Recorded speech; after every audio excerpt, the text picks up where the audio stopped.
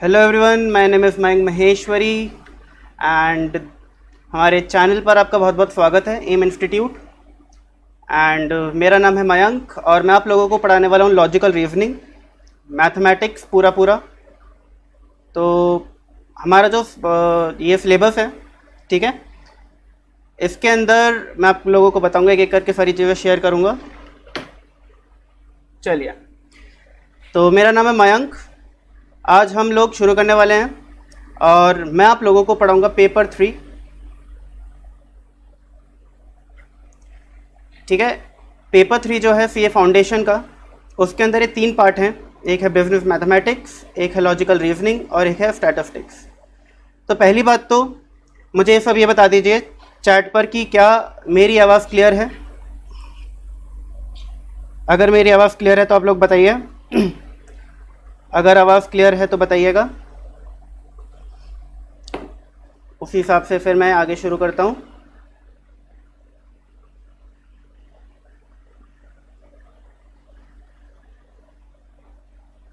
क्या मेरी आवाज़ क्लियर है आप लोगों को?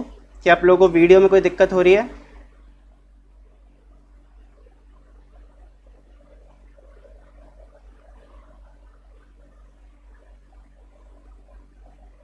चलिए, ओके। तो अगर सब चीज़ें क्लियर है तो मैं फिर से शुरू करता हूँ। मेरा नाम है मयंक महेश्वरी और हमारे चैनल पर आपका बहुत बहुत स्वागत है एम इंस्टीट्यूट। हम लोग basically CA foundation and CA intermediate level को पढ़ाते हैं। एंड मेरा जो स्पेशलाइजेशन है वो है मैथ्स। एंड मुझे मैथ्स पढ़ाते हुए अराउंड 6 साल हो चुके हैं। एंड मैं ये कहना चाहता हूँ अपने एक्सपीरियंस से कि मैथ्स एक बहुत ही ज़्यादा इंटरेस्टिंग सब्जेक्ट है, बहुत इजी सब्जेक्ट है। बट कुछ लोगों को जो एक डर होता है मैथ्स का, वो कहीं ना कहीं उन लोगों को ये जताता है, ये बताना चाहता है कि भैया मैथ्स मुश्किल है। तो मेरा काम है आप लोगों का ये जो मैथ्स का डर है ये हटाना। मेरी पूरी कोशिश रहेगी कि आपके जो मैथ्स का डर है, ये जो फोबिया है मैथ्स का, ये मैं भगा सकूं। एंड हम लोग अपने मैथ्स को 3 पार्ट में डिवाइड करेंगे। पहला पार्ट है बिजनेस मैथमेटिक्स, ठीक है। पहला पार्ट है आपका बिजनेस मैथमेटिक्स और बिजनेस मैथमेटिक्स के बाद हम लोग पढ़ेंगे अपना लॉजिकल रीजनिंग एंड हम पढ़ेंगे स्टैटिस्टिक्स। तो ये जो हमारी जर्नी है मैथ्स की, ठीक है, हमारा फाउंडेशन पेपर नंबर 3 है business math, logical reasoning and statistics. ये पूरा 100 मार्क का सब्जेक्ट है आप लोगों का। जो पार्ट ए है आपका बिजनेस मैथमेटिक्स, ये 40 मार्क्स का है। Part be logical reasoning 20 marks का है एंड पार्ट सी स्टैटिस्टिक्स जो है ये 40 मार्क्स का है।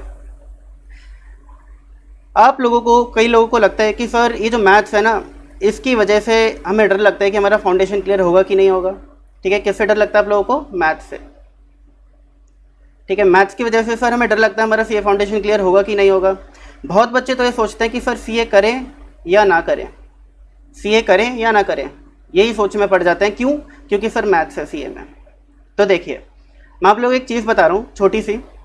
आपका जो सीए है आप लोगों को पता होगा 3 लेवल्स हैं इसके अंदर। एक है फाउंडेशन,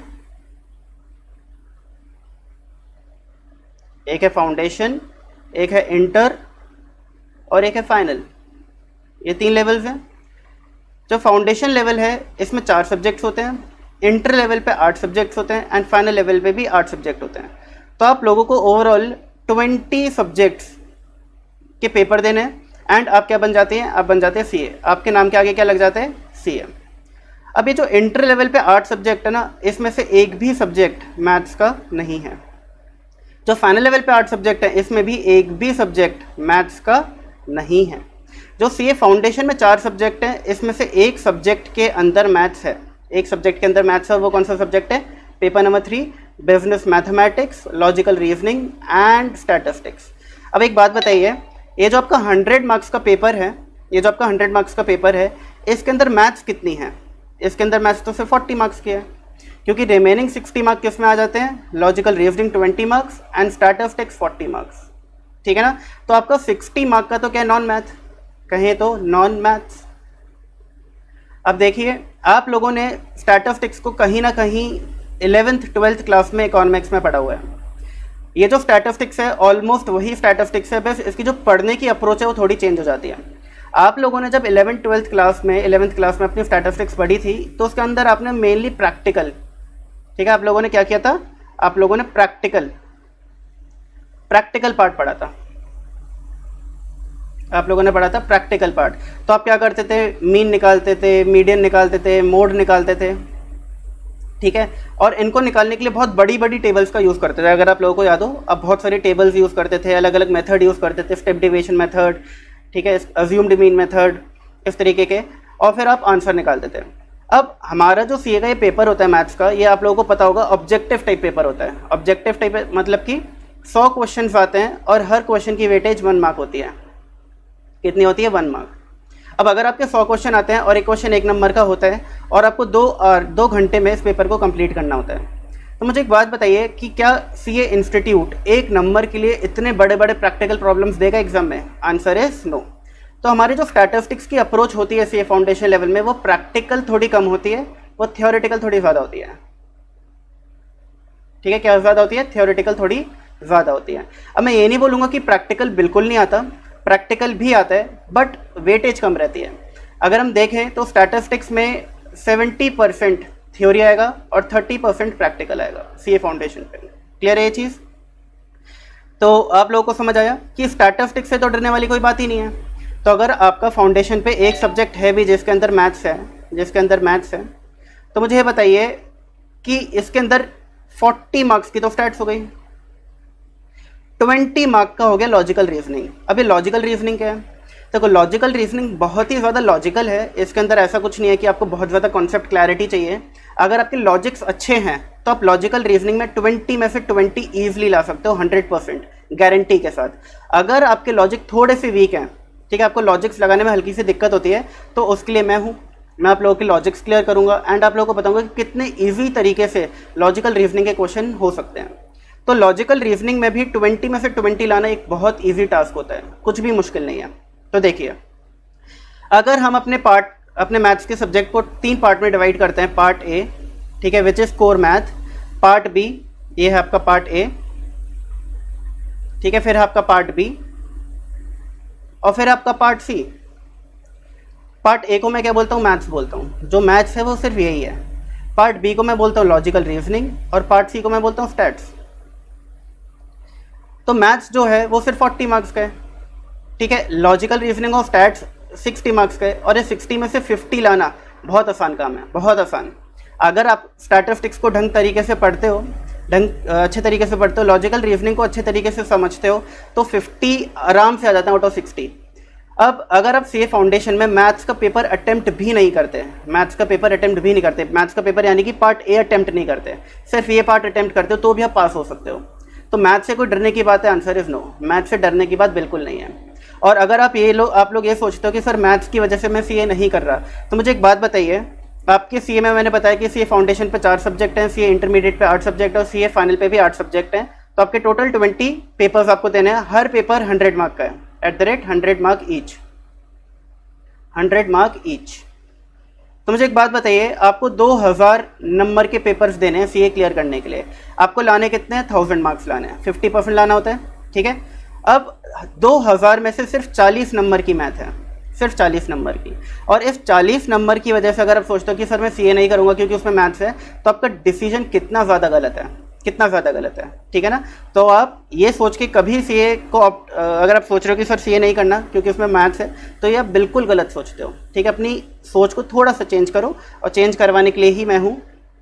ओके जी, तो आपका बिजनेस मैथ्स की हमने बात कर ली, 40 मार्क्स का है।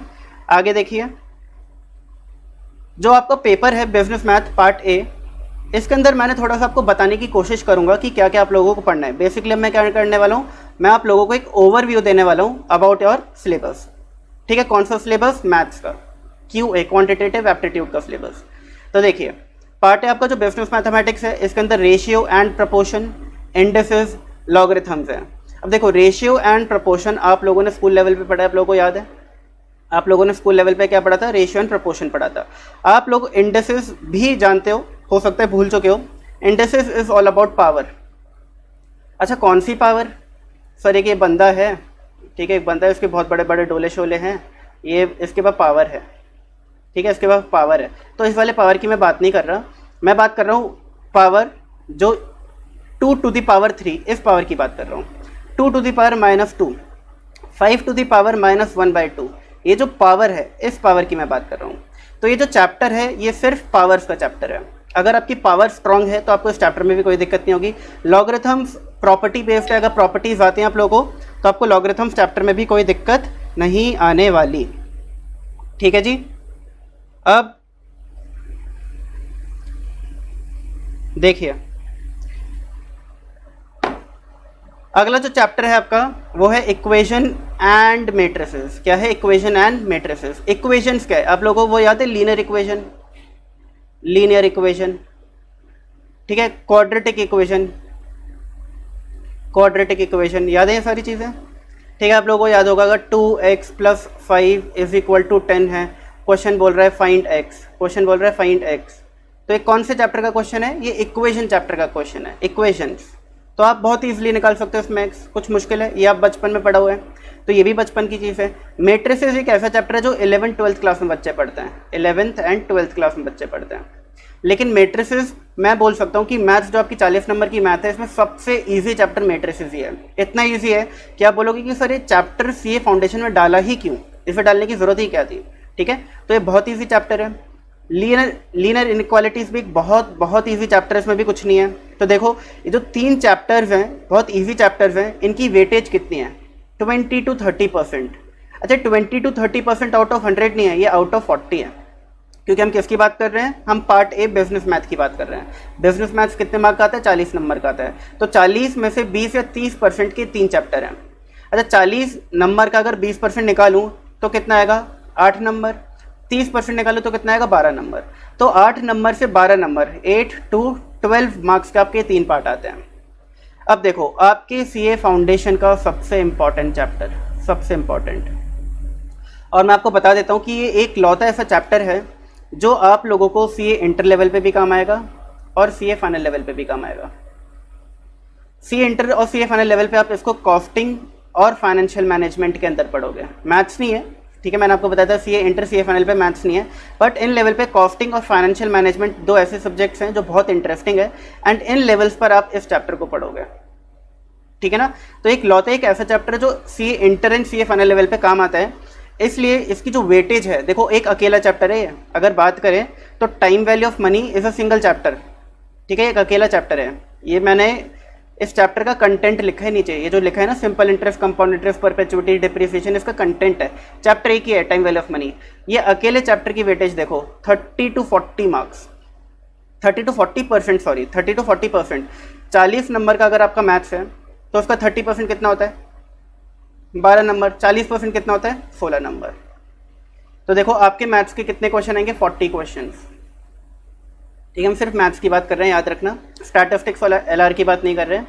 मैथ्स में आपके 40 क्वेश्चन आएंगे, क्योंकि एक क्वेश्चन 1 नंबर का होता है और मैथ्स की वेटेज 40 नंबर की है, तो 40 क्वेश्चन आएंगे। 40 में से 12 से 16 क्वेश्चन सिर्फ टाइम वैल्यू ऑफ मनी से आएंगे। तो इस चैप्टर की इंपॉर्टेंस आपको समझ आ रही होगी कितनी ज़्यादा है, और बहुत इंटरेस्टिंग चैप्टर है। इस चैप्टर को पढ़ने में जो मज़ा आएगा ना वो मैं बता भी नहीं सकता, अभी तो जब पढ़ेंगे तब बताऊंगा। ठीक है, बहुत इंटरेस्टिंग चैप्टर है, बहुत ही ज़्यादा। अब देखो अगले चैप्टर में आपके permutation and combination, sequence and series, AP GP अगर आप लोगों को याद हो, arithmetic progression, geometric progression, sets, relation and functions, differentiation and integration. तो देखो अगर जो बच्चों के पास 11th या 12th क्लास में मैथ्स नहीं थी, जनरली वो बच्चे होते हैं जिनको डर लगता है मैथ्स से। अब एक चीज़ ध्यान से सुनना, 11th एंड 12th क्लास की जो मैथ्स है उसमें से कितना आपका सीए फाउंडेशन में है?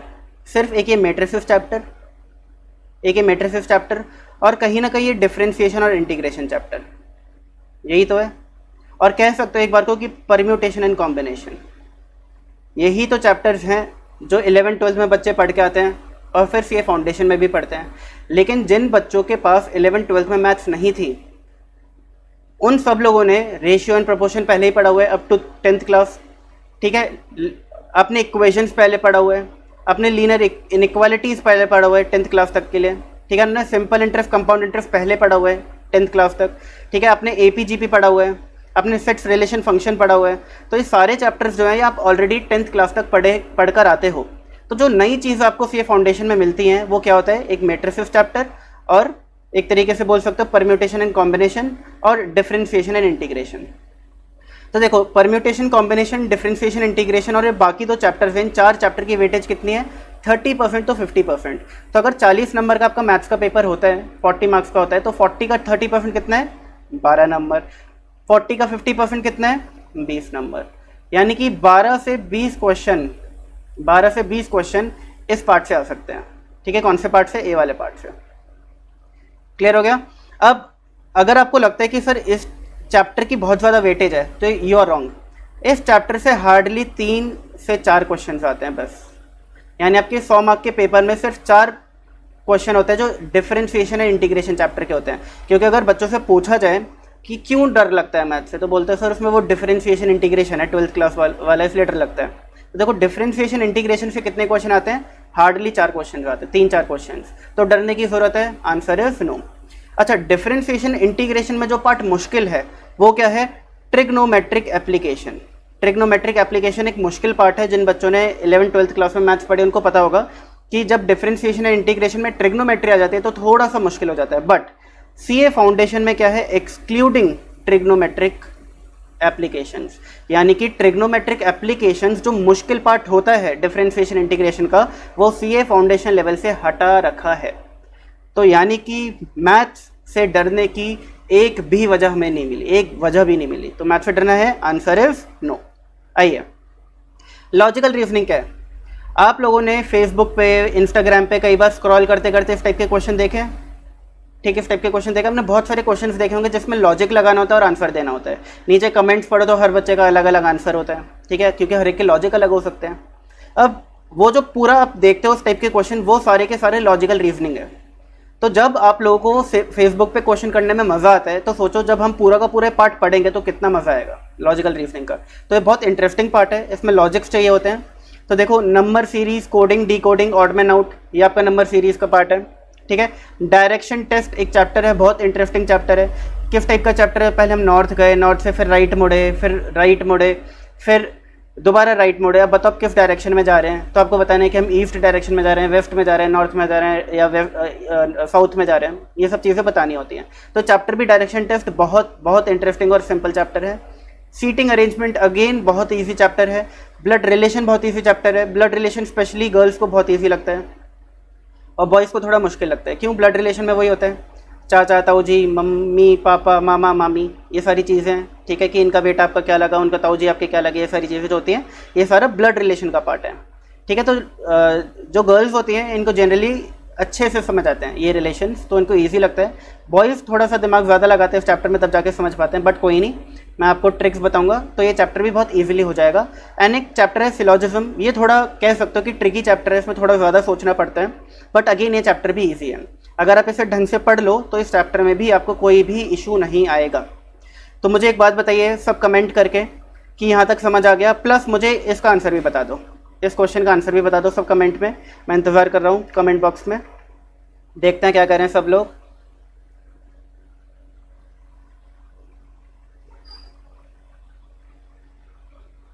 हाँ जी, कुणालदीप सिंह, पूरा चैप्टर कंप्लीट होगा क्लास में, पूरा सिलेबस करेंगे हम लोग।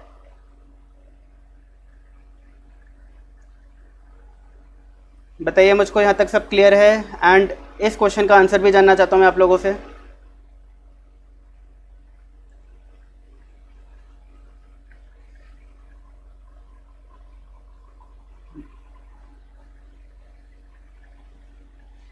वेरी गुड, कुछ बच्चों ने सही आंसर दिया है।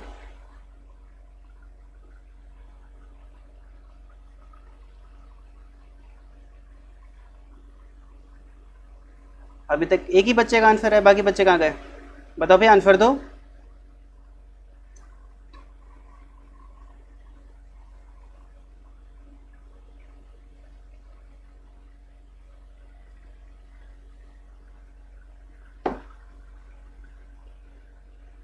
देखिए जी, आंसर आना शुरू हो गए हैं और बच्चे सही आंसर दे रहे हैं। Very good, nice, very good. देखिए जी, क्वेश्चन लॉजिकल रीजनिंग का क्वेश्चन है, बहुत इजी क्वेश्चन है और आप लोगों ने कर भी लिया होगा। ठीक है, अगर हम ए देखें, ए फर्स्ट प्लेस पे आता है तो ए का नंबर क्या हो गया 1। सी थर्ड प्लेस पे आता है, ए बी सी, तो सी का नंबर क्या हो गया 3, और 1 और 3 को ऐड करो तो क्या आता है 4 आता है। इसी तरीके से डी का नंबर हो गया A B C D 4 and E का हो गया 5, तो 4 + 5 क्या होता है 9 होता है। बी हो गया 2, एफ हो गया 6, तो कितना होता है 8 होता है।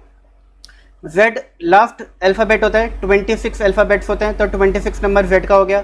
सी होता है थर्ड, तो आंसर आ गया 29। इसी तरीके से जो जी है वो 7th प्लेस पे आता है और ए फर्स्ट प्लेस पे आता है, तो इसका आंसर हो जाएगा 8। जिन भी बच्चों ने आंसर दिया सबने सही दिया है, 8 answer, 8 is the right answer. तो देखो कितना ईजी है। आप लोगों को मैंने अभी तक लॉजिकल रीजनिंग पढ़ाया नहीं है, बट फिर भी आपने आंसर दे दिया, ठीक है, तो उसमें कोई डरने वाली बात नहीं है। लॉजिकल रीजनिंग बहुत बहुत बहुत ईजी है। आखिरी पार्ट आपका स्टैटिस्टिक्स, जो कि अगेन आपका 40 मार्क्स का है, ठीक है। अच्छा, ये जो आपका लॉजिकल रीजनिंग है 20 नंबर का, इसके अंदर देखो 5 चैप्टर्स हैं। ये जो 3 चैप्टर्स हैं इनकी वेटेज है 60 to 70%, और जो रिमेनिंग 2 चैप्टर हैं इनकी वेटेज है 30 to 40%। तो हम कह सकते हैं कि 20 का 60% कितना होता है 12 नंबर, और 17% होता है 14 नंबर, 70% 14 नंबर। तो 12 से 14 क्वेश्चंस आपके इन 3 चैप्टर से आते हैं। एंड 20 का 30% होता है 6 नंबर, एंड 20 का 40% होता है 8 नंबर। 6 से 8 क्वेश्चन आपके इन 2 चैप्टर से आ सकते हैं, ठीक है। तो आपका लॉजिकल रीजनिंग ईजी है, वेटेज भी इसलिए इसकी थोड़ी कम है। स्टैटिस्टिक्स आपका 40 नंबर का, और सबसे इंपॉर्टेंट स्टैटिस्टिक्स में 2 चैप्टर हैं, 2 वो है ये दोनों, statistical description of data and measures of central tendency and dispersion. ये 2 बहुत बहुत बहुत ज़्यादा इंपॉर्टेंट चैप्टर, और आप देखोगे ऑलमोस्ट 50% सिलेबस स्टैटिस्टिक्स में, ऑलमोस्ट 20 क्वेश्चन जो हैं ये सिर्फ इन 2 चैप्टर से आते हैं। और ये 2 चैप्टर बहुत ईजी चैप्टर्स हैं, थोड़ा सा थ्योरी ज़्यादा है इनमें, कह सकते हैं हम लोग, बट अगर आप लोगों ने सिर्फ ये 2 चैप्टर अच्छे से कर लिए तो आपके 20 आराम से आ सकते हैं आउट ऑफ 40, 20 आराम से आ सकते हैं आउट ऑफ 40। लॉजिकल रीजनिंग में तो 20 में से 20 लाओगे आप सब लोग, गारंटी है। तो देखो सिर्फ लॉजिकल रीजनिंग और स्टैटिस्टिक्स के 2 चैप्टर आपको पास करा सकते हैं, आपको पास करा सकते हैं, ठीक है। तो डरने की बात है मैथ्स से, आंसर इज नो, डरने की कोई भी बात नहीं है, मैथ्स इतना ईजी है। बस एक अप्रोच होनी चाहिए, अगर आप अच्छी अप्रोच से पढ़ रहे हो तो आप मैथ्स में कभी फेल नहीं हो सकते। मैथ्स में मैं बोलता हूँ, बच्चे बोलते हैं सर सीए फाउंडेशन मैथ की वजह से क्लियर नहीं होता। मैं बोलता हूँ कि मैथ्स में फेल होना बहुत मुश्किल काम है, पास होना बहुत आसान है। अगर आप चाहते हो मैथ्स में फेल हो जाओ तो बहुत मुश्किल है, पास बहुत ईजिली हो सकते हो, ठीक है ना। बट ये चीज़ कब अप्लाई होती है, जब आपके पढ़ने की टेक्निक है, आपके पढ़ने का तरीका है वो सही हो तब, ठीक है। अगर आप कब पढ़ने की अप्रोच ही गलत है फिर तो भैया आप वही कैटेगरी में फॉल करोगे कि मैथ्स की वजह से सीए फाउंडेशन क्लियर नहीं हो रही, ठीक है ना। चलिए, तो ये चैप्टर आपने 12th क्लास में, 11th क्लास में स्टैटिस्टिक्स पढ़ा हुआ है, इकोनॉमिक्स में, ठीक है, वहाँ पे कवर्ड है। प्रोबेबिलिटी आपने मैथ्स में पढ़ा हुआ है स्कूल लेवल पे, ये भी क्लियर है। थियोरेटिकल डिस्ट्रीब्यूशन जो है ये आपको पढ़ना है, correlation, regression, index number, time series, ये चैप्टर्स आपको पढ़ने हैं और बहुत ईजी चैप्टर्स हैं, इसमें कुछ भी मुश्किल नहीं है। एक जो थोड़ा बहुत मुश्किल चैप्टर है वो ये कह सकते हो आप, कोरिलेशन एंड रिग्रेशन है, थोड़ा बहुत, ज़्यादा भी नहीं है, बाकी पूरी स्टैटिस्टिक्स बहुत ईजी है। तो इसमें भी 40 में से 30 लाना बहुत आसान काम होता है, ईजी, बहुत ईजी, ठीक है ना। तो इतनी चीज़ें आप लोगों को समझ आई, बताइए मुझे। ये हमारा एक ओवरव्यू है। अच्छा, अब आप बोलोगे सर ये ओवरव्यू देने की ज़रूरत क्या थी। तो देखो, एग्ज़ाम आपको पता है सीए फाउंडेशन के एग्ज़ाम्स होते हैं तो आपको एक एक दिन का गैप मिलता है, ठीक है। आज एग्ज़ाम हुआ, एक दिन का गैप मिला, फिर एग्ज़ाम, फिर एक दिन का गैप, फिर एग्ज़ाम, फिर एक दिन का गैप, फिर एग्ज़ाम।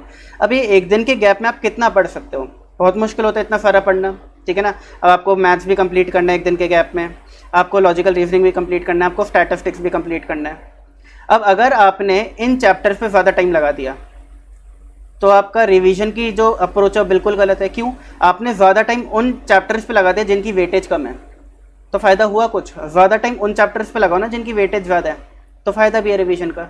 अगर आप ज़्यादा टाइम इन पे लगाते हो तो आपका स्कोर अच्छा आएगा एग्जाम में। आप ज़्यादा टाइम इन पे लगाते हो, बाकी चीज़ें छोड़ आते हो, बोलते हो और रिवाइज नहीं हो रहा, बाकी को छोड़ दो, और आप सिर्फ इतना % पोर्शन करके जाते हो एग्जाम में, तो भैया नंबर कहाँ से अच्छे आएंगे। तो इसलिए वेटेज बहुत इंपॉर्टेंट होती है कि एग्जाम के एक दिन पहले जब आप रिवाइज़ करो तो किस तरीके से रिवाइज़ करो। तो ये जो वेटेज है आपको बहुत काम आएगी, ठीक है। आपको उन चैप्टर्स को पहले करना है जिनकी वेटेज ज़्यादा होती है। जैसे कि सबसे पहले आप इस चैप्टर को करो। क्यों? क्योंकि ये अकेला एक ऐसा चैप्टर है जो अराउंड 15-16 नंबर का आता है आउट ऑफ 100, अकेला चैप्टर। क्योंकि 40 नंबर की मैथ में ये 30 से 40% वेटेज कैरी करता है, तो 15-16 नंबर के क्वेश्चन इस अकेले चैप्टर से आते हैं, तो उसको सबसे पहले करो, एंड सो ऑन, ठीक है। इनकी वेटेज आप लोग देख लेना। चलिए जी, तो आप लोगों को आई होप समझ आई होंगी चीज़ें। 29 गलत आंसर है, किसी ने 29 भी दिया था। चलिए आगे बढ़े हम लोग। तो देखिए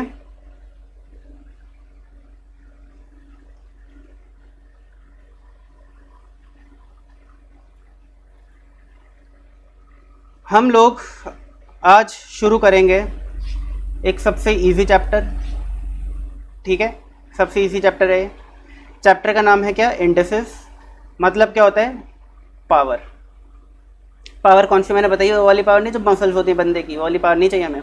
पावर मतलब कि 2 to the power 5, इस पावर की बात कर रहे हैं हम लोग। ठीक है ना? This chapter is all about powers. जिनको इन पावर्स के साथ खेलना आता है उनको ये चैप्टर क्या लगेगा? Very very very easy. और जिन लोगों को पावर्स में इशू आता है, कुछ बच्चों को लगता है कि सर ये -5 to the power 1/5 इस तरीके का क्वेश्चन है, तो सर ये एक तो पावर की भी पावर आ गई, ऊपर से एक पावर नेगेटिव हो गई, सर मुझसे तो नहीं होगा ये क्वेश्चन। आप हो जाते हो सैड। तो अगर आपको इन सब टाइप के क्वेश्चंस में दिक्कत होती है तो इस चैप्टर को अच्छे से करो, और आपको ये चैप्टर पावर से खेलना इतना इजी और इतना इंटरेस्टिंग लगेगा ना कि आप बोलोगे कि सर अगर फ्री टाइम है ना तो हम इसी चैप्टर की प्रैक्टिस करना चाहते हैं और चैप्टर की नहीं करना चाहते। क्लियर हो गई चीज़? तो इंडिसेस मीन्स पावर, एंड ये चैप्टर पूरा का पूरा पावर के बारे में है। तो देखिए इस चैप्टर के अंदर जो मेन है वो है laws of indices. Laws of indices. ठीक है, ये इस चैप्टर का मेन है। अगर ये लॉज आपको आते हैं तो चैप्टर आपको आता है, लॉज नहीं आते तो चैप्टर आपको मुश्किल लगेगा। फर्दर अगर आपको लॉज आते हैं तो आपको क्वेश्चन पढ़कर आइडिया लगाना है कि किस क्वेश्चन में कौन सा लॉ लगेगा। अब आपको देखो ये सारे लॉज हैं, दिख रहे हैं आपको इतने सारे लॉज हैं। एक क्वेश्चन आएगा, अब आपको आइडिया लगना चाहिए कि सर कौन सा लॉ लगाऊं कि क्वेश्चन सॉल्व हो जाए। अच्छा, ऐसा भी हो सकता है कि एक क्वेश्चन के अंदर 2 लॉज लग रहे हैं। ऐसा भी हो सकता है कि एक क्वेश्चन के अंदर 3 लॉज लग रहे हैं। ऐसा भी हो सकता है कि क्वेश्चन के अंदर 4 लॉज लग रहे हैं। तो इस टाइप की सिचुएशन में थोड़ा सा कंफ्यूजन होता है, बट अगेन विथ प्रैक्टिस ये सारी चीज़ें क्लियर हो जाएंगी और आपको चैप्टर बहुत बहुत बहुत ईजी लगेगा। ठीक है जी, चलिए तो एक एक करके समझते हैं। मुझे एक बात बताइए, अगर मैं एक नंबर लिखता हूँ 5 to the power 2, तो इसमें मैं 5 को क्या बोलता हूँ? 5 को मैं बोलता हूँ बेस। क्या बोलता हूँ? बेस। 2 को मैं क्या बोलता हूँ? 2 को मैं बोलता हूँ पावर। तो 5 होता है बेस, 2 होती है पावर। ये क्या है? पावर। अब 5 to the power 2 का मतलब क्या होता है? पहला ऑप्शन सर 5 into 2, या फिर दूसरा option 2 into 2 into 2 into 2 into 2, या फिर तीसरा ऑप्शन 5 into 5।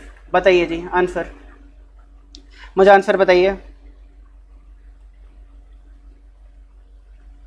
हाँ जूम करते हैं, रुकिए। जब लॉस पढ़ेंगे तो जूम कर देंगे, अभी तो मैं सिर्फ बेसिक क्वेश्चन पूछ रहा हूँ आप लोगों से। 5 to the power 2 का मतलब क्या है? 5 into 2, 2 into 2 into 2 into 2 into 2, या फिर 5 into 5? बताइए जी, बताइए क्या है इसका आंसर?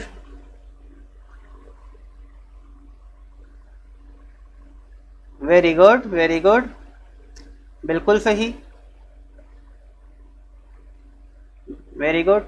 देखिए जी 5 स्क्वायर का मतलब होता है 5 into 5। क्या मतलब होता है? 5 into 5। आंसर क्या आ जाएगा? 25। ठीक है, तो 5 स्क्वायर क्या करता है? पावर क्या करती है? पावर नंबर को मल्टीप्लाई करवाती है। जैसे कि 5 की पावर 3 है, तो इसको मतलब है कि पावर क्या बोल रहा है कि इस नंबर को 3 बार मल्टीप्लाई करो, यानी कि 5 into 5 into 5, 5 को 3 टाइम्स मल्टीप्लाई करो। 2 की पावर 5 है, तो इसका मतलब क्या है कि 2 को 5 टाइम्स मल्टीप्लाई करो। किससे? 2 से। ये होता है पावर का मतलब। ठीक है ना, ये होता है पावर का मतलब। तो देखिए a into a into a into a up to n terms. अब देखो 2 इंटू 2 इंटू 2 करता हूँ तो मैं क्या लिखता हूँ? 2 की power 3। 5 into 5 into 5 into 5 into 5 करता हूँ तो क्या लिखूँगा? 5 की पावर 5। तो इसी तरीके से मैं अगर a into a into a into a into करता हूँ n टाइम्स n टाइम्स, तो मैं क्या लिखूँगा a की पावर n। अब आप बोलोगे सर ये n कैसे आ गया? देखो जब मैंने 2 को 3 बार मल्टीप्लाई किया तो मैंने पावर में 3 लिखा, जब मैंने 5 को 5 टाइम्स मल्टीप्लाई किया तो मैंने पावर में 5 लिखा, अब जब मैं a को n टाइम्स मल्टीप्लाई कर रहा हूँ तो मैं पावर में क्या लिखूंगा? n लिखूंगा। आई ये चीज़ समझ? बताइए हाँ या ना।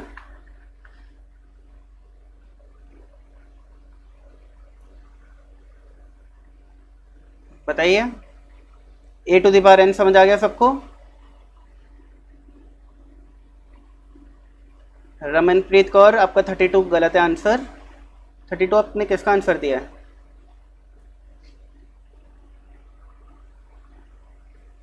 अच्छा आपने इसका आंसर 32 दे दिया। नहीं नहीं वो आपने गलत किया है, ठीक है। इसका आंसर 5 टू द पावर 2 का मतलब ये नहीं होता, ये नहीं होता, ठीक है। 5 टू द पावर 2 का मतलब होता है 5 इंटू 5। कोई दिक्कत नहीं है, कोई दिक्कत नहीं है, सब सीख जाएंगे हम लोग, कोई दिक्कत नहीं है। चलिए चीज़ समझ आ रही है लोगों को? Very good very good. Zoom कर देता हूँ मैं आप लोगों के लिए। चलिए तो a की पावर n को हम कैसे लिखेंगे? अगर मुझे a की पावर n लिखा हुआ दिख रहा है तो मैं बोलूँगा कि इसका मतलब है a को मुझे मल्टीप्लाई करना है कितने times? n times, n times. Okay ji. अब यहाँ पे a क्या होता है? a होता है सर बेस, n क्या होता है? n होती है पावर, ठीक है, the index of the power, index of the power. अब इसी तरीके से मुझे एक बात बताइए आप लोग, अगर ये समझ आ गया तो एक और बात बताइए मुझको। मुझे एक बात आप ये बताइए कि अगर मेरे पास 5 टू द पावर -1 लिखा है, मुझे इस पावर को पॉजिटिव करना है, नेगेटिव पावर को पॉजिटिव करना है, क्योंकि नेगेटिव पावर देखते हैं ना मेरा जी घबराने लगता है, बोलते ये नेगेटिव क्यों है, इसे पॉजिटिव करो पहले तो अगर मुझे इस पावर को पॉजिटिव करना है तो मैं क्या करूं? मुझे क्या करना चाहिए? बताइए बताइए बताइए बताइए, मैं वेट कर रहा हूं सबका आंसर का।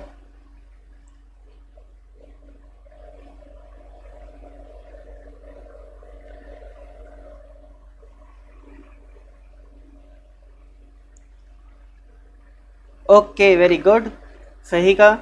अगर मुझे पावर पॉजिटिव करनी है तो मुझे पता है क्या करना है?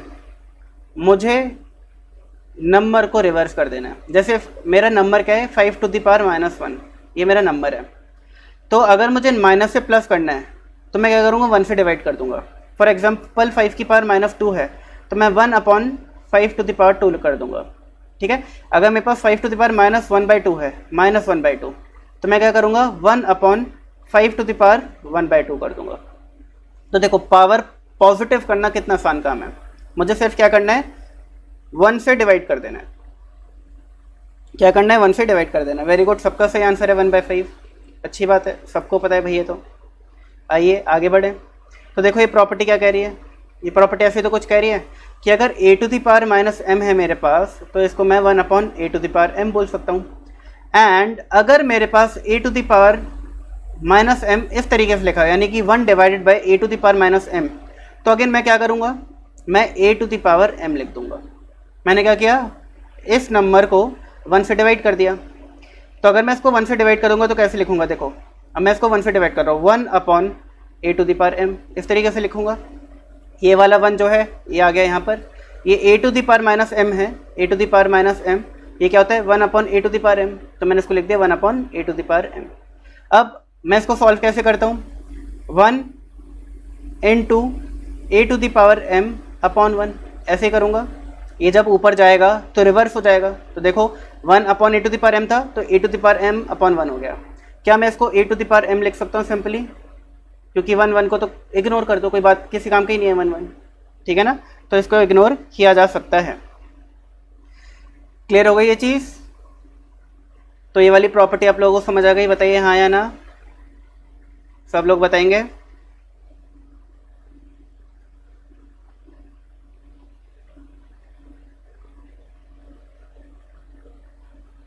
बताइए बताइए, मैं वेट कर रहा हूँ सबका।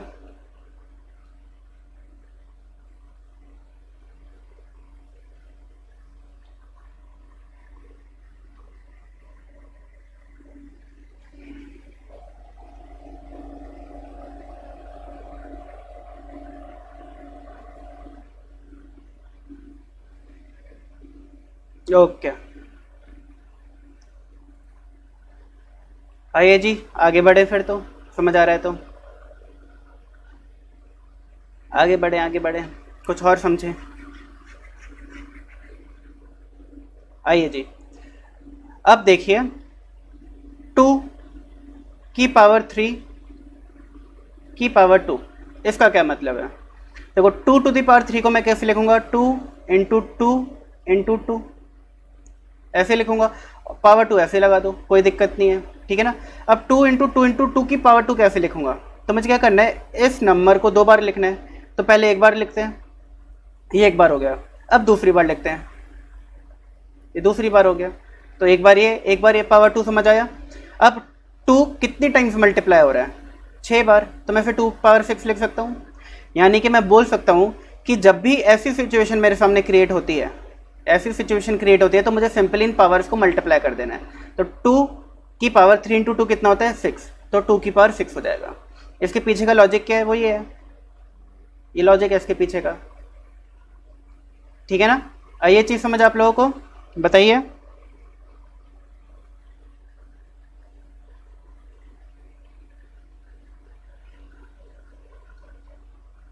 ठीक है, मैं एक और बार बता रहा हूँ, देखिएगा आप लोग।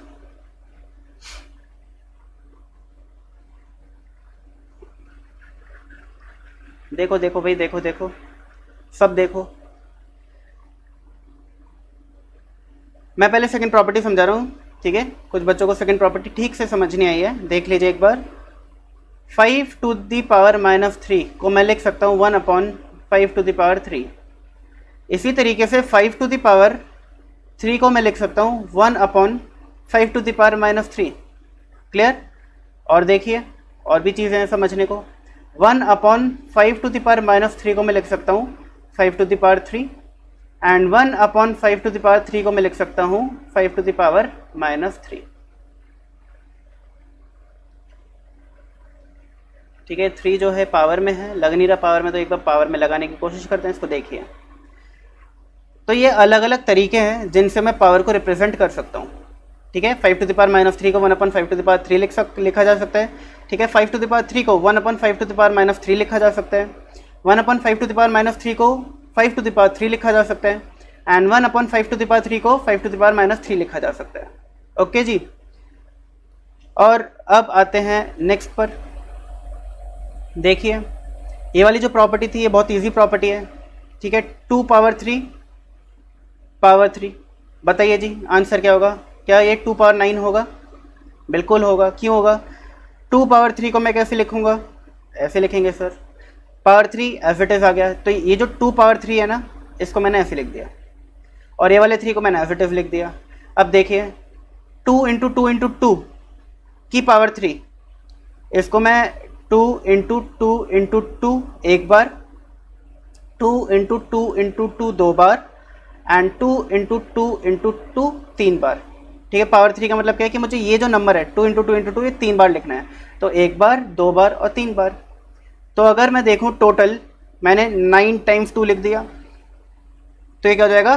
2 पावर 9, ठीक है। यानी कि 3 इंटू 3 9। ओके जी। और कैसे कर सकते हैं इसको? इसी तरीके से देखिए, आप इसको ऐसे भी लिख सकते थे। 2 इंटू 2 क्या होता है? 8। 8 की पावर 3 लिख देते। 8 की पावर 3 कितना होता है? 8 इंटू 8 इंटू 8 ऐसे लिख देते, कोई दिक्कत नहीं है। और इसको सॉल्व कर लोगे आंसर आ जाएगा, ठीक है ना। 8 का क्यूब। आइए जी आगे बढ़ते हैं हम लोग और कुछ समझते हैं चीज़ों को।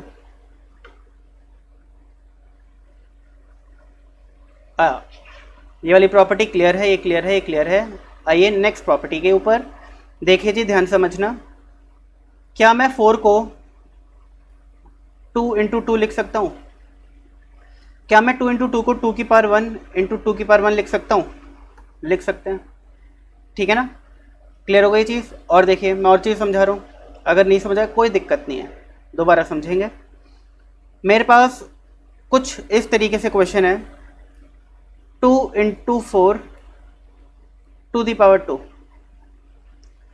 तो क्या मैं इसको 2 की पावर 2 इंटू 4 की पावर 2 लिख सकता हूँ? देखिए 2 इंटू 4 क्या होता है? 8 की पावर 2 एज इट इज आ गया।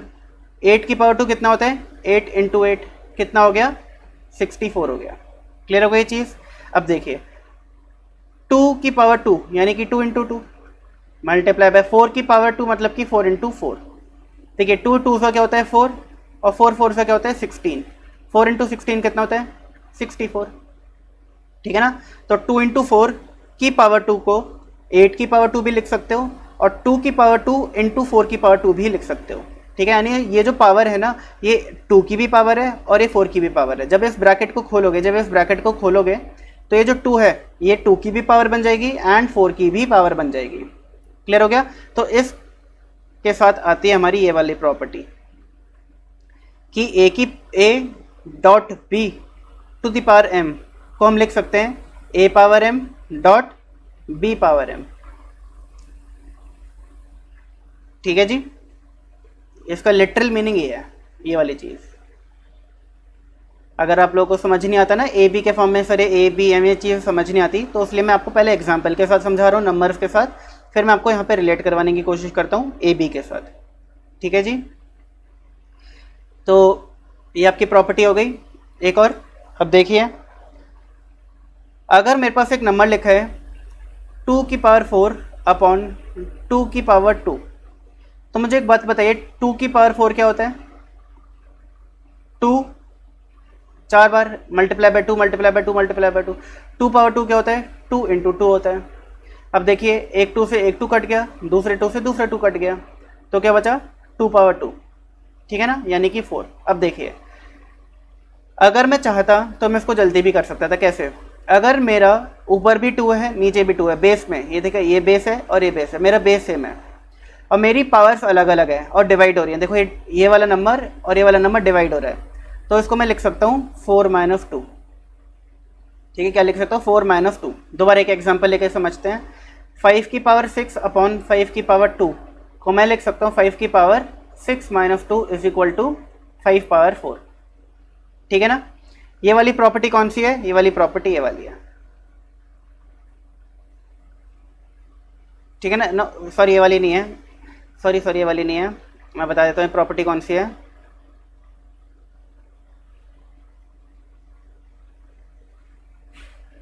ये प्रॉपर्टी ये वाली है, ये वाली। ठीक है, ये हमने 8th प्रॉपर्टी भी समझी है। क्लियर हो गई चीज़। ठीक है, 8th प्रॉपर्टी जो है क्या है? ए पावर एम अपॉन ए पावर एन, ए पावर एम अपॉन ए पावर एन क्या होता है? ए पावर एम माइनस एन। अच्छा, ये प्रॉपर्टी कब लगेगी? ये प्रॉपर्टी सिर्फ तब लगेगी जब आपके बेस सेम होंगे। ये देखो यहाँ पे बेस क्या है? ए, यहाँ पे बेस क्या है? ए। अगर बेस सेम है और डिवाइड हो रहा है और बीच में डिवाइड का साइन है, डिवाइड का साइन है, तभी ये वाली प्रॉपर्टी लगेगी। ठीक है, अगर आपके पास कुछ इस तरीके से नंबर होता है 4 की पावर 2 अपॉन 2 की पावर 3, तो आप इस प्रॉपर्टी को अप्लाई नहीं कर सकते। क्यों? क्योंकि यहाँ पे 2 है और यहाँ पे 4 है, तो आपका बेस का सेम होना बहुत ज़रूरी है इस प्रॉपर्टी के लिए। आइए जी और समझते हैं। तो हमारी फर्स्ट प्रॉपर्टी हो गई, सेकंड प्रॉपर्टी हो गई, थर्ड प्रॉपर्टी हो गई, फोर्थ प्रॉपर्टी हो गई। ठीक है, अब हम आते हैं फिफ्थ प्रॉपर्टी के ऊपर। फिफ्थ प्रॉपर्टी फोर्थ प्रॉपर्टी बिल्कुल सेम है, कोई फ़र्क नहीं है। मैं एक बार समझा देता हूँ आप लोगों को। अगर आपके पास 4 अपॉन 2 की पावर 2 इस तरीके से कोई भी नंबर दिया हुआ है, तो आप इसको देखो कैसे लिख सकते हो। इसको आप लिख सकते हो 4 अपॉन 2 कितना होता है? 2, और 2 की पावर 2 कितना होता है? 4। आप और कैसे लिख सकते हो? 4 की पावर 2 अपॉन 2 की पावर 2। अच्छा, 4 की पावर 2 कितना होता है? 4 इंटू 4। 2 की पावर 2 2 इंटू 2। अच्छा, 4 इंटू 4 कितना होता है? 16। 2 इंटू 2 कितना होता है? 4। 16 अपॉन 4 कितना होता है? 4। तो देखो ये 4 ऐसे भी आ रहा है, 4 ऐसे भी आ रहा है। यानी कि क्या कंक्लूजन निकला कि अपन अगर 4 अपॉन 2 की पावर 2 है, यानी अगर दो नंबर्स हैं अंदर डिवाइड हो रहे हैं और उनकी एक कॉमन पावर है, तो जब हम इस ब्रैकेट को खोलेंगे तो ये जो पावर है ये न्यूमरेटर एंड डिनोमिनेटर दोनों की पावर बन जाएगी। यानी 4 की भी पावर 2 है एंड 2 की भी पावर 2 है। ठीक है ना, 4 की पावर भी 2 है एंड 2 की पावर भी 2 है। तो आप इसको इस तरीके से भी सॉल्व कर सकते हो और आप इसको इस तरीके से भी सॉल्व कर सकते हो। तो पहले तो मुझे जल्दी से सब बता दो कि यहाँ तक किस किस को क्लियर हो गया। जल्दी से बताइए यहाँ तक किस किस को क्लियर हो गया। अगर यहाँ तक किसी को कुछ भी डाउट है तो मुझे जल्दी से बता दो।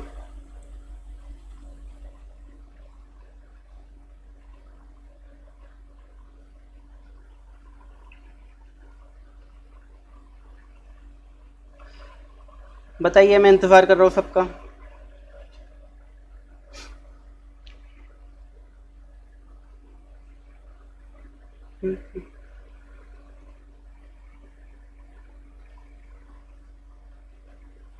बताइए कि डाउट है तो पूछिए मुझे। अगर किसी को कोई डाउट है तो चैट में पूछे, मैं चैट में देख रहा हूँ और आपको क्लियर करूँगा फिर मैं।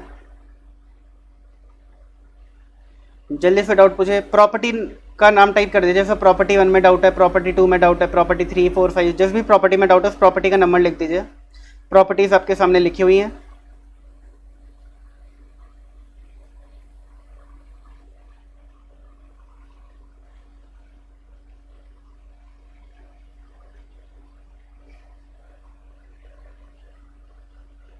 तो अब तक हम जो कर चुके हैं वो है property number 1, property number 2, property number 3, property number 4, ठीक है, प्रॉपर्टी नंबर 5। आइए जी, बहुत इंपॉर्टेंट प्रॉपर्टी, एक बहुत इंपॉर्टेंट प्रॉपर्टी इस पर आते हैं, समझते हैं। प्रॉपर्टी नंबर 6 मैं आप लोगों को बता रहा हूँ, ठीक है। रूट ऑफ एक्स को मैं लिख सकता हूँ x to the power 1/2। Root of x को मैं लिख सकता हूँ एक्स टू द पावर 1/2। इसी तरीके से अगर मेरे पास होता क्यूब रूट ऑफ एक्स, क्या होता क्यूब रूट ऑफ एक्स, तो इसको मैं लिख सकता हूँ एक्स टू द पावर 1/3। अगर मेरे पास होता x fourth root of x, तो इसको मैं कैसे लिख सकता हूँ एक्स टू द पावर 1/4। अगर मेरे पास होता फिफ्थ रूट ऑफ एक्स, तो इसको मैं लिख सकता हूँ x to the power 1/5 and so on, ठीक है। अब आप बोलोगे कि सर यहाँ पे 3 है तो 1/3 हो गया, यहाँ पे 4 है तो 1/4 हो गया, यहाँ पे 5 है तो ये 1/5 हो गया। बट सर यहाँ पे तो 2 था ही नहीं, तो ये 1/2 क्यों लिखा आपने? तो देखो, जब भी रूट होता है तो इट इज़ अज्यूम्ड कि यहाँ पे 2 है। स्क्वायर रूट, इस रूट को हम क्या बोलते हैं? Square root. स्क्वायर रूट यानी कि यहाँ पे क्या आता है? 2 आता है, इमेजिनरी होता है ये 2, यानी अगर ना भी लिखा हो तो आपको पता होना चाहिए कि यहाँ पे 2 है। तो अगर यहाँ पे 2 ना भी लिखा हो ना, तब भी आपको 1/2 लेना है। यानी कि मैं बोल सकता हूँ कि अंडर रूट ऑफ एक्स ऐसे लिखा जाए या ऐसे लिखा जाए, एक ही बात होती है, ठीक है। ओके जी, जैसे कि अगर 4 लिखा जाए या फिर 4 की पावर 1 लिखा जाए, एक ही बात होती है। क्यों? क्योंकि इट इज़ अज्यूम्ड कि अगर कोई भी पावर नहीं है तो पावर क्या होगी? 1 होगी। अगर कोई भी पावर नहीं है तो पावर क्या होगी? 1 होगी, ठीक है ना, ऐसा अज्यूम किया जाता है। इसी तरीके से अगर यहाँ पे 2 नहीं भी लिखा तो इट इज़ अज्यूम्ड कि यहाँ पे 2 होगा। अगर यहाँ पे कुछ नहीं लिखा तो क्या अज्यूम किया जाता है कि यहाँ पे 2 होगा। तो ये जो 6th प्रॉपर्टी है, it's all about this thing only, ठीक है। इसी बारे में बात करती है ये प्रॉपर्टी।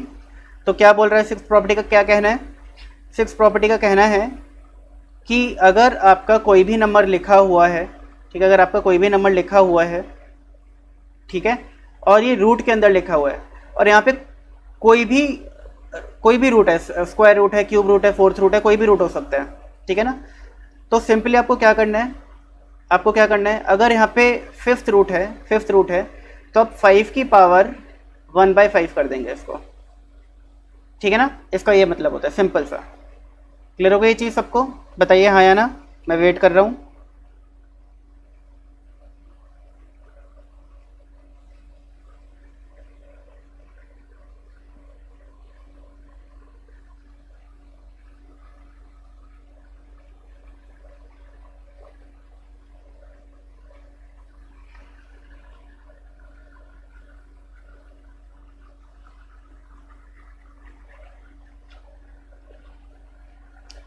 हमारी 6 तक सारी प्रॉपर्टीज हो गई हैं।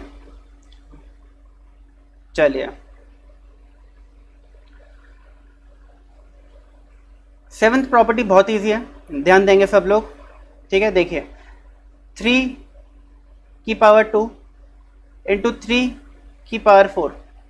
मुझे एक बात बताइए, 3 की पावर 2 को क्या लिखेंगे? 3 इंटू 3, ठीक है। 3 की पावर 4 को क्या लिखेंगे? 3 इंटू 3 इंटू 3 इंटू 3, ये लिखेंगे। तो देखिए 3 की पावर 2 और 3 की पावर 4 मैंने ऐसे लिख दिया, 3 की पावर 2, 3 की पावर 4। मैं इसको कैसे लिख सकता हूँ? 1 2 3 4 5 6, 3 की पावर 6 लिख सकता हूँ। तो बेसिकली मुझे इतना करने की जगह सिंपली क्या करूँगा मैं?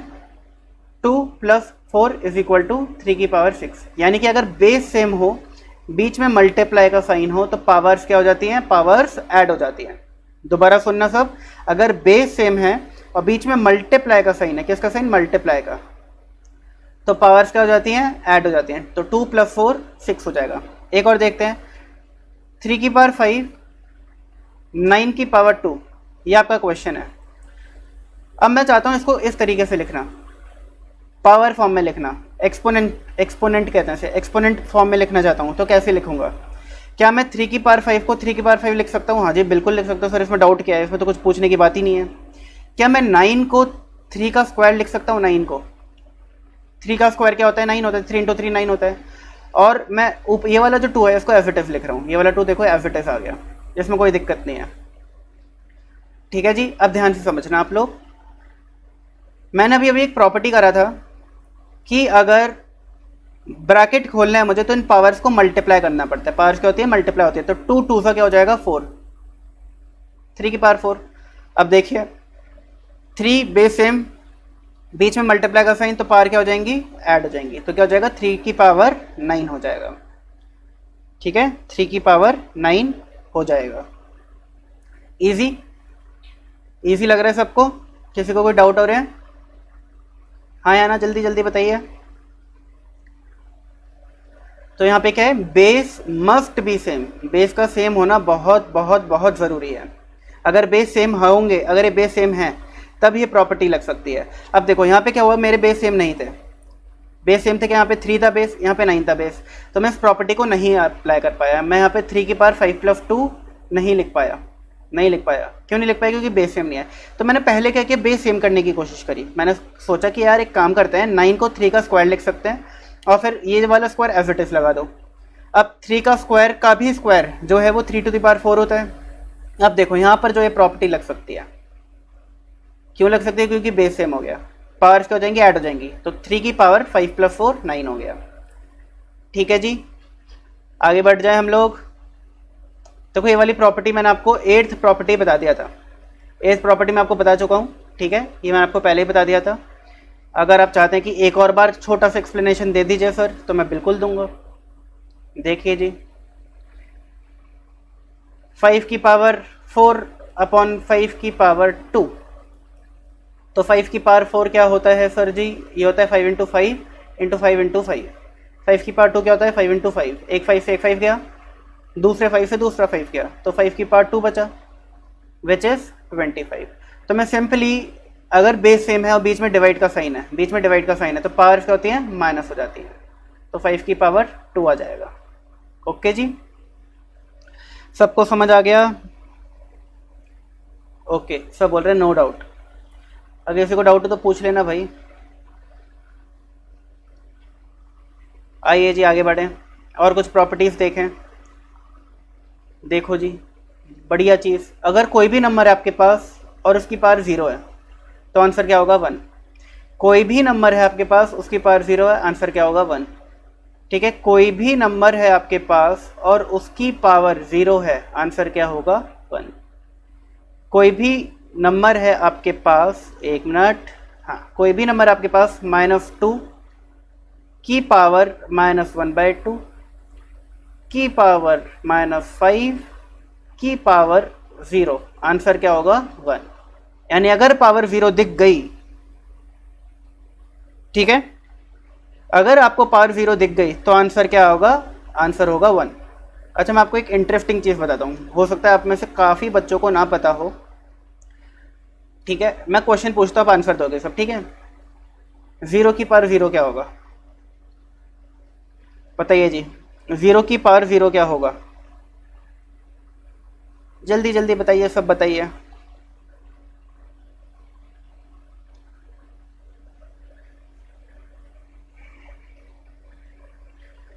ज़ीरो की पावर 0 क्या होगा? मैं आंसर चेक कर लूँगा सबके। मीनवाइल मैं एक और चीज़ समझाता चलता हूँ। ठीक है, अगर आप बच्चों को लग रहा है कि सर ये वाला 1 कैसे हुआ, तो देखिए 2 की पावर 5 की पावर 0, मैंने क्या बोला था कि अगर ब्रैकेट खोलेंगे तो पावर्स मल्टीप्लाई होंगी। तो देखो 5, जब ये वाला ब्रैकेट खोलेंगे तो 5 इंटू 0 क्या होता है? 0 होता है। ठीक है, तो 2 की पावर 0 हो जाएगा, 2 की पावर 0 हो जाएगा। जब 2 की पावर 0 होगा, जब 2 की पावर 0 होगा तो उसे 1 बोलेंगे। ठीक है, देखिए यहाँ पर देखिए, -0 इंटू -5 इंटू -1/2, तो हम क्या करेंगे? -2 की पावर -1/2 इंटू -5 इंटू 0 करेंगे, ठीक है ना। तो अगर आप किसी भी नंबर को 0 से मल्टीप्लाई करो तो आंसर क्या आता है, 0 आता है, और किसी भी नंबर की पावर 0 हो तो आंसर क्या होता है, 1 होता है। अब काफ़ी बच्चों ने मुझे आंसर दिया है, इसका करेक्ट आंसर देखिए क्या है, इसका करेक्ट आंसर है 1। 0 की पावर 0 1 होता है, इसलिए मैंने बोला कि कोई भी नंबर हो, कोई भी नंबर अगर उसकी पावर 0 है तो आंसर 1 होगा। क्या होगा, 1। क्लियर होगा ये चीज़। तो ये चीज़ बहुत कम बच्चों को पता होता है, नहीं पता होता जनरली, तो आपको कुछ नया पता चला होगा आज। आइए जी आगे देखें, हम आगे देखें भाई, आगे देखें आगे क्या प्रॉपर्टी है हमारे पास ये देखो 9th तक प्रॉपर्टी हमने कर लिया, और सारी प्रॉपर्टी एक से बढ़कर एक इजी, ठीक है, एक से बढ़कर एक इजी प्रॉपर्टीज थी। देखिए जी, अब एक बहुत इंपॉर्टेंट चीज़ है, ठीक है, ये वाली प्रॉपर्टी बहुत यूज़ होती है, very important, very very important, ठीक है। इनके क्वेश्चन कैसे बनते हैं जब हम क्वेश्चन करेंगे तब समझाऊंगा, अब एक लॉजिक समझो। 5 की पावर 2 इज इक्वल टू 5 की पावर x लिखा है, और क्वेश्चन बोल रहा है फाइंड x, फाइंड x, बताइए x क्या होगा। दूसरा क्वेश्चन 5 की पावर 10 इज इक्वल टू 5 की पावर 2x प्लस 4 लिखा है, क्वेश्चन बोल रहा है फाइंड x, तो बताओ x क्या होगा। ये मेरे आपसे दो क्वेश्चन हैं, ये मेरे आपसे दो क्वेश्चन हैं, जल्दी से सारे बच्चे बताएंगे कि इसका आंसर क्या होगा, जल्दी से सारे बच्चे बताएंगे इसका आंसर क्या होगा। मैं वेट कर रहा हूं सबका।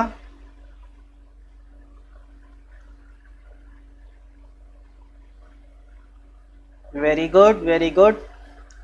देखिए, अगर आप लोगों को नहीं समझ आया कि सर ये कैसे हुआ, क्यों हुआ, अगर इसका आंसर 2 आ भी रहा है, क्यों आ रहा है, तो देखो सिंपल सा लॉजिक है, बीच में क्या इक्वल टू का साइन है, इक्वल टू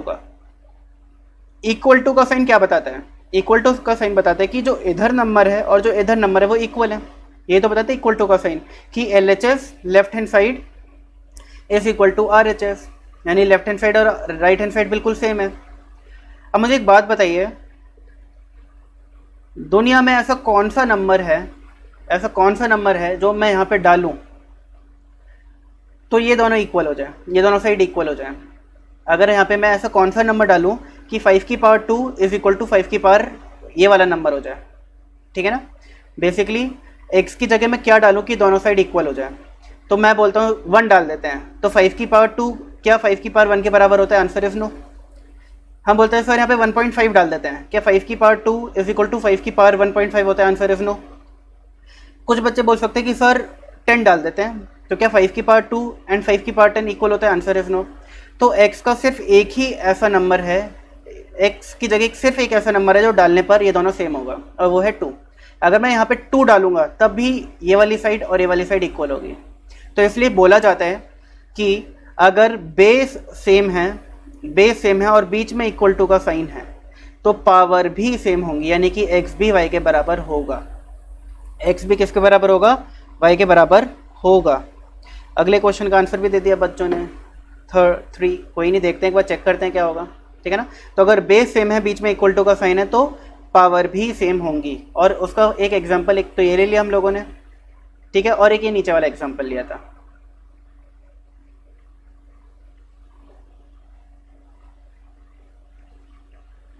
ठीक है जी, चलिए, तो यहाँ पे क्या होगा, x इज इक्वल टू 2 हो जाएगा, ठीक है। नीचे वाला क्वेश्चन एक बार देख लेते हैं हम लोग, नीचे वाला क्वेश्चन एक बार देख लेते हैं हम लोग। देखिए जी,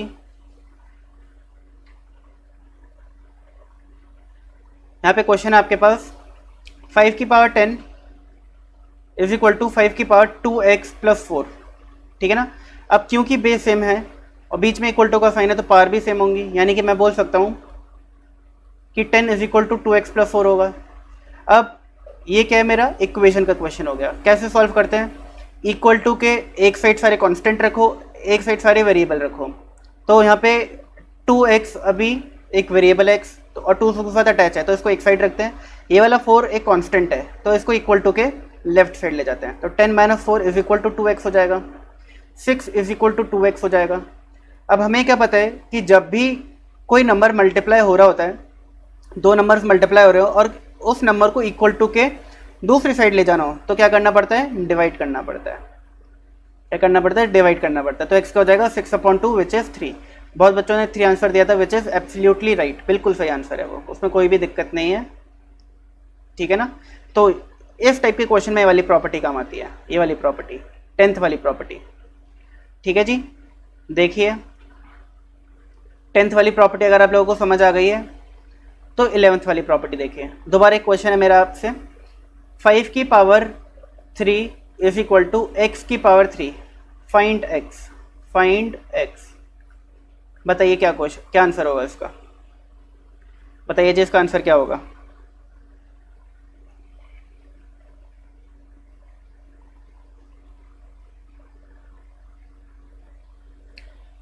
बताइए बताइए इसका क्या आंसर होगा।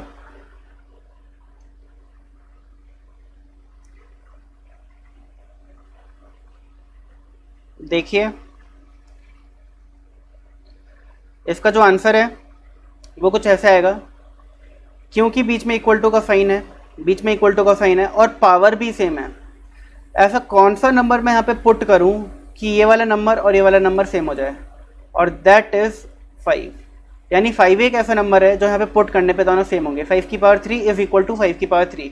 5 की पावर 3 कभी भी 10 की पावर 3 के बराबर नहीं होगा, ठीक है, नहीं होगा, ठीक है। 5 की पावर 3 कभी भी 2 की पावर 3 के बराबर नहीं होगा, यानी x की जगह सिर्फ एक नंबर डाला जा सकता है और वो है 5, तभी ये दोनों इक्वल होंगे।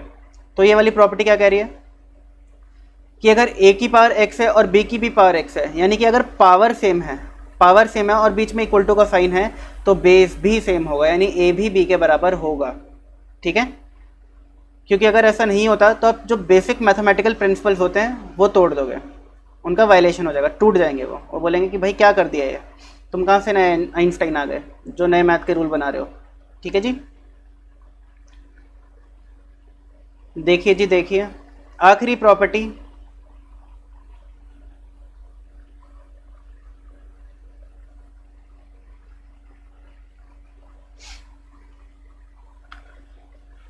अगर मुझे बोला जाता है कि a की power x is equal to b की पावर x है और a और b इक्वल नहीं है, हमने अभी क्या पढ़ा था कि अगर बीच में इक्वल टू का साइन हो और पावर भी सेम हो तो बेस सेम होता है, बेस सेम होता है यानी a is equal to b होगा। बट यहाँ पे क्या लिखा है, यहाँ पे लिखा है कि a और b इक्वल नहीं है। अब बोलोगे कि सर ये तो जो बेसिक मैथमेटिकल प्रॉपर्टी थी उसका वायलेशन हो गया, क्योंकि a और b का सेम होना ज़रूरी है। फॉर एग्जांपल 5 की power x is equal to y की पावर x, ठीक है। आपकी पावर सेम है x और x, बेस हम बोल रहे हैं कि y जो है ये 5 के बराबर नहीं है, y जो है 5 के बराबर नहीं है। बताओ इक्वल कैसे हो सकता है, ठीक है, इक्वल कैसे हो सकता है। तो देखो इसका एक ही लॉजिक है और वो है जो आपका x है ना, x क्या होगा, 0 होगा, क्योंकि अगर 5 की पावर 0 है और 10 की पावर 0 है तो ये दोनों 1 इज इक्वल टू 1 बोलेंगे, यानी दोनों साइड इक्वल ही है। यानी कि अगर x इज इक्वल टू 0 है तो हो सकता है कि बेस जो है वो अलग अलग हो, बेस जो है वो अलग अलग हो। तो वही कहना चाह रहा है आखिरी प्रॉपर्टी में कि अगर a की power x is equal to b की पावर x है और a और b इक्वल नहीं है, a और b इक्वल नहीं है, तो इसका मतलब ये हुआ कि x 0 होगा, कि x जो है ये 0 होगा, तभी पॉसिबल है कि ये वाली जो चीज़ है ट्रू हो, ये वाली चीज़ ट्रू हो, ठीक है। मैं दोबारा बता देता हूँ एक बार आप लोगों को, एक बार दोबारा सुन लो, कोई दिक्कत नहीं है, समझ नहीं आया तो कोई दिक्कत नहीं है। देखिए जी 5 की पावर 0 और 10 की पावर 0, अब आप बोलोगे सर पावर सेम है, बीच में इक्वल टू का साइन है, तो बेस भी तो सेम होना चाहिए था। मैं बोलूँगा अच्छा एक बात बताओ, बेस सेम नहीं है क्या, ये इक्वल नहीं है क्या। 5 की पावर 0 1 होता है और 10 की पावर 0 होता है, ये तो इक्वल है। तो क्या कंक्लूजन निकलेगा, कंक्लूजन ये निकलेगा कि अगर पावर 0 है, अगर पावर 0 है और बीच में इक्वल टू का साइन है तो बेस कुछ भी हो सकते हैं, बेस कुछ भी हो सकते हैं, ज़रूरी नहीं है बेस सेम हो, ज़रूरी नहीं है कि बेस सेम हो अगर पावर 0 है तो। बट अगर पावर 0 नहीं है तो, और पावर 0 नहीं है, 5 की पावर 2 है और x की पावर 2 है, ठीक है, पावर 0 नहीं है तो बेस का सेम होना ज़रूरी है, यानी x जो है ये 5 के बराबर होगा, मुझे जल्दी से बता दीजिए अब कि किस किस को समझ आ गया और किस किस को नहीं आया। मैं वेट कर रहा हूँ।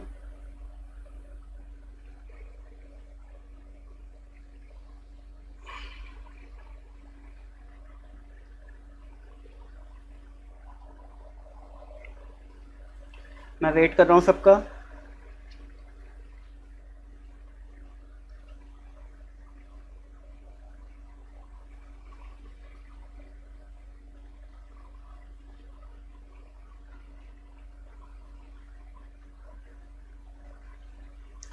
सबको सब कुछ समझ आ गया? किसी को कोई दिक्कत, गिले शिकवे?